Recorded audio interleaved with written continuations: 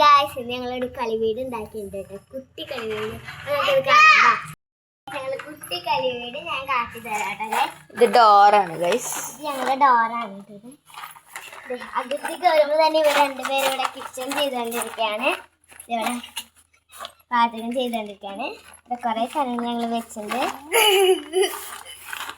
പിന്നെ ഇതാണ് ഞങ്ങളുടെ ബെഡ്റൂം. ഈ ചെറിയ സ്ഥലത്ത് ഞങ്ങൾ കിടക്കും. പിന്നെ ഇവിടെ കുറച്ച് സാധനങ്ങളൊക്കെ വെച്ചിട്ടുണ്ട്.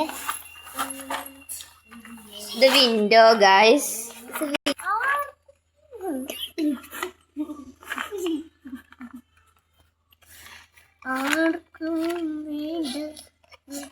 ഗൈസ് ഞാനിവിടെ ചോറുണ്ടാക്കാം.